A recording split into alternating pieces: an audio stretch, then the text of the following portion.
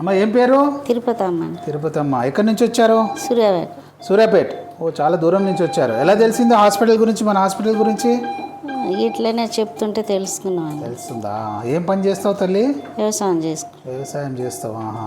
ఎన్ని రోజుల నుంచి మోకాలు నొప్పులు? 3-4 సంవత్సరాలు. 3-4 సంవత్సరాల నుంచి. మరి మందులు వాడావా ఏమన్నా? ఇక ఇట్టనే ఆడుతూనే ఉన్నా. మందులు గోళీలు వేసుకున్నావా? మరి ఎట్లా ఉంది మందులు వేసుకుంటే? ఇక ఎట్లనే అవుతుంది, మళ్ళీ నొప్పి లేదు. మళ్ళీ మామూలే. అమ్మ భయపడుతున్నావా?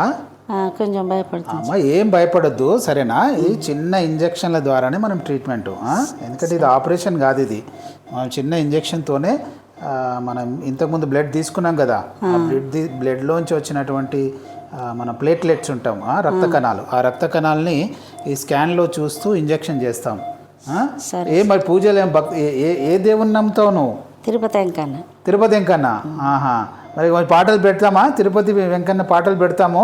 ఆ పాటలు అయిపోయే లోపల మన ప్రొసీజర్ అయిపోతుంది, సరేనా? సరే. ఓకే అనిల్, పాటలు పెట్టు. ఓకే, తిరుపతి వెంకన్న పాటలు పెట్టేసి, సరేనా?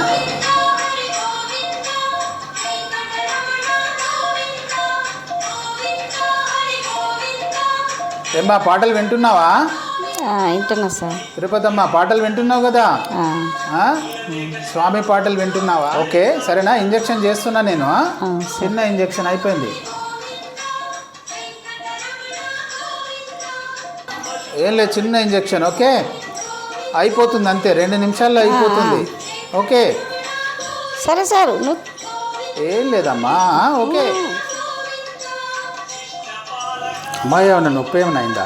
ఏమనిపించలేదు. ఏం కాలే కదా, చిన్న ఇంజక్షన్ అది. చూసావు కదా, పాటలు విన్నంతసేపు అయిపోయింది. మంచిగా. ఓకే సరేనా? ఓకే.